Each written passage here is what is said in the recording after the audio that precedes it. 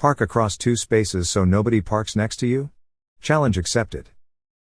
I'm sure you can all see where this story is going from the title, but let me paint you a picture as this happened not but an hour ago on my way home from work. Popped into a supermarket on the way home for food as we have nothing in, and as I positioned myself to back into a space, I noticed a tiny car park space where not 1 but 2 cars had taken it upon themselves to park overhanging their lines so as to deter people from parking next to their precious vehicles. Well, for most people, they would have chuntered something about terrible parking and moved on with their lives. Not me. I drive a relatively small car, coincidentally, the perfect size to fit in between the 2 cars with, I kid you not a centimeter, less than an inch for my friends across the pond, to spare on either side. It took me a solid couple of minutes to inch my way into the space so as not to touch either vehicle, but I eventually got myself in. Now being quite slim and relatively flexible, I was able to climb out of my window, onto my roof and slide down the back of my car. Feeling happy with myself, I queued up to pay for my items, hoping the bad parkers had gotten their just desserts. That's when I saw them. Through the window by the checkouts, the occupants of both vehicles were pacing around theirs and my vehicle, occasionally throwing their hands in the air. 1 couple and 1 family trying to figure out how to get into their cars. This is where some of you may call me the asshole and that I should have just found a different spot. To that I say, just a couple of spaces along were designated family kid-friendly spots with extra room for those with kids. Grinning from ear to ear, I watch as the father of the family is able to back his car out to let the rest of the family in. Meanwhile, the other vehicle had their driver's side millimeters away from my passenger side. After paying, I hastily walk out so as not to miss anything, and to make sure no car keying takes place, and the woman of the couple, apparently the driver, is yelling at her partner about how she is going to get in and who would park so close to her when there are loads of other spots. I walk closer to my car and she clocks that I am the person causing her all of this stress. Trying to hide my Cheshire smile, she starts trying to give me shit about parking so close when I reply that I am within my lines. It is you that is close to me. The man of the couple has been silent, as I believe he is secretly on my side and is trying to calm the woman down. How am I supposed to get in? She exclaims. She was a plus-sized woman and had no hope of crawling over the passenger seat, let alone through the boot, trunk for my American friends. I have no idea, but try parking with consideration for others next time and maybe you won't find yourself in the predicament again. I replied. With that, I hopped in my now easy to access driver's side with the intention of driving away. However, my phone rang and it was a call I genuinely had to take, perfect timing nonetheless. I sat there talking to a colleague as she started yelling at her man about how he should do something. He continued to try to calm her down and my call ended. I felt like I had had my fun and inched my way back out of the spot. I felt like staying there for longer, but it's Friday and I want to get home too. For some this is nothing, but for me, who is very non-confrontational, I found this a very satisfying way to get my point across to these entitled drivers. Road rage is dangerous and irresponsible, so I find this to be a good alternative. Revenge on my mother-in-law, who was horrible to me for years and then decided she would wear the exact same dress as me to my wedding. My mother-in-law hated me from the moment we met. Think evangelical Catholic meets goth atheist. I moved in with her son and had a baby without getting married, and she truly believed I was the devil incarnate sent to draw her baby boy into the depths of hell. There followed years of petty microaggressions, a constant barrage of manipulation and guilt-tripping, and doing things like offering to watch the kids, then pulling out half hour before, or buying the kids a puppy when we expressly said no, and then blaming us when she had to take the poor thing back. She pushed over my motorbike, turned up at my work, tried to rearrange the furniture in our house, and constantly talked about God and Jesus in front of the kids and told them they were going to hell because they weren't baptized. I went VLC and things were quiet for a while. I never cared about getting married. I felt weddings were a waste of money. I'd rather have a boat or a new motorbike, but it was important to hubby, so I agreed, on the condition that it was not a church wedding. Apart from the generally problematic nature of the church, I experienced religious trauma growing up and I wasn't prepared to compromise. Hubby agreed and we started planning. 2 days after we announced our engagement, to much wailing, gnashing of teeth and general dismay, a priest arrived on our doorstep. He had been sent by my mother-in-law to schedule a date for our wedding and book us in for premarital counseling. I was very nice to him. After all, my issue was with the institution, not this poor guy, and thanked him for coming and told him we wouldn't be requiring any Catholic services for the wedding. He looked sad and expressed he was a bit nervous to let mother-in-law know. I offered him coffee and sympathy, and that was the start of an unlikely friendship. I was fairly annoyed by this stunt. I talked to my hubby, who at that time was so far in the fog that he couldn't see a hand in front of his face. He didn't see the big deal and asked me to just let it go. I thought about it for a day, then told him no. We had to address this immediately or it would escalate. I understood that he loved his mom and sisters, but that their obvious contempt for me was a problem. I don't like ultimatums, but by this point I'd been putting up with it for about 6 years. I laid it out. We address it now, or no wedding. It went about as well as you'd expect. We visited and hubby tried to talk to her about how inappropriate her actions were. She screamed at him and cried, and then his sisters started on us both. Standing there, watching my hubby's heart break, my filter broke. I told them to stop, very loudly. Then, I told them that they were behaving like toddlers, that I was embarrassed by their antics and to consider this their first and only warning. If they tried anything like that again, or treated us with anything other than kindness and respect, not only would I cancel the wedding, I would tell their priest and all their friends about their disgusting behavior. If they wanted to be part of the planning, I would welcome their participation, but that hubby and I had the final say. Mother-in-law tried to speak, but I shushed her like Dr. Evil shushing Scott and we left. Hubby was distraught and I felt bad for him, but we got into couples counseling and things got better.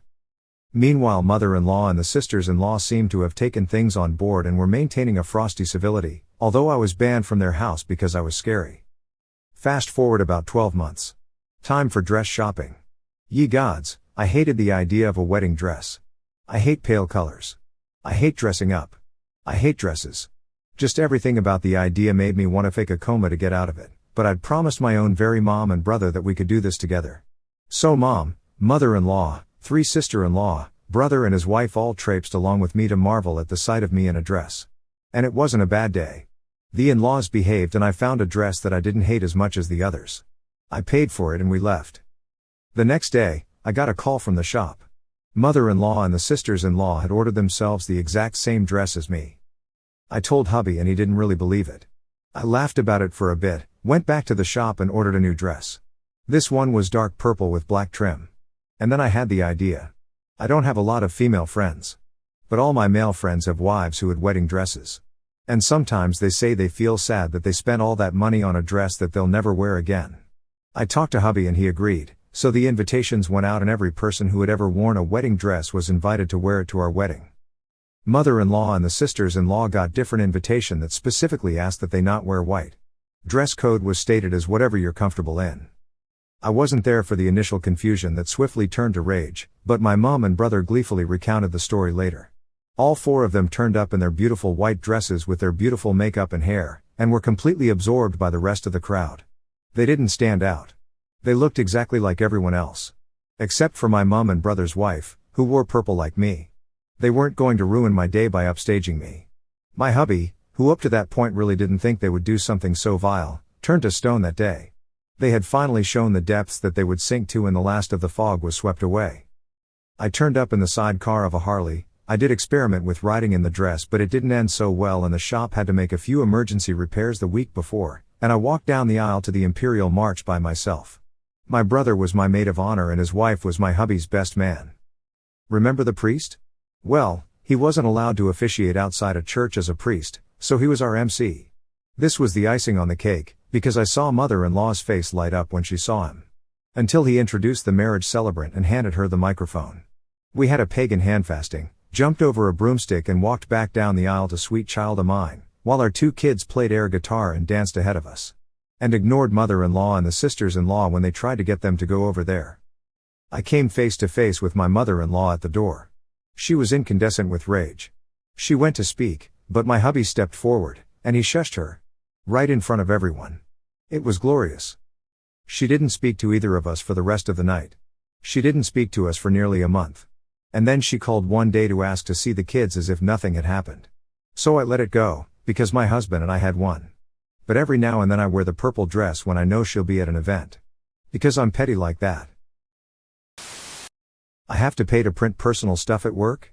So do you, boss. Many years ago I worked for an organization providing frontline customer service. It was a decent place to work but our manager had lots of rules. One of the rules was that we could not do any personal printing with the printers at work. If we did, we were expected to pay 50 cents per page for black and white printing and $1 per page for color. I'm not sure who made this rule but the manager was constantly reminding us. Our desks were not assigned. Meaning, any day you could be sitting at any desk, depending on your assigned tasks for the day.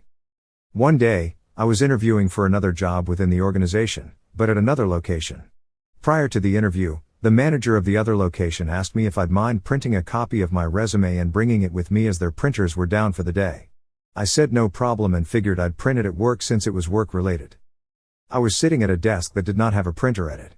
The closest printer was located between my manager's desk and an employee desk. So I printed it and stood up to go get it. Before I go to the printer, my manager got there first. My print job went ahead of hers. When she saw what I had printed, she said, "Op, this looks like a personal print job." I explained it wasn't, but she disagreed and said since it had nothing to do with our day-to-day work, I had to pay $2 for 4 black and white pages. I begrudgingly paid up. I asked her what happened to the money and she said she always put it in the Christmas party fund. All right. A few weeks later, I was sitting at the desk with the printer at it. It was lunchtime and everyone except my manager agreed to go to a nearby restaurant for lunch. I had walked out our building and realized I forgot my wallet. So I quickly ran back in to get it. When I got to my desk, I could hear the printer going. I was curious what was being printed as it was spitting out page after page. I quickly glanced at the pile and saw at least 100 pages printed in color, announcing a sweet 16 for Trista, our manager's daughter. It very obviously belonged to my manager. My manager came out of the bathroom a moment later and seemed shocked to see me standing there. I picked up the pile and passed it to her and told her our Christmas party fund was going to be getting a big boost. She said nothing but looked really uncomfortable. A few weeks later, our district manager made his quarterly visit. He talked about the upcoming Christmas party and how excited he was for it. I decided it was time for some petty revenge. I raised my hand and said, "Just wondering how much we've accumulated this year for the Christmas party from print jobs?" He looked so confused and asked me to explain what I meant. So I told him our manager's rule. He got really quiet and said he'd have to review this. The next day my manager sent an email saying the printing rule was something she was misinformed on and would be abolished immediately. Me, being the little shit disturber I am, hit reply all and asked what would happen to the already accumulated funds. Someone else said we should have a nice healthy fund for a pizza lunch and everyone agreed. The next day I hear my manager ordering 10 pizzas for lunch. Also used her own personal credit card to pay for it all. Do I think she was pocketing the printing money all along? Absolutely. But it was fun making her sweat and then having to spend nearly $300 the next day to make up for it.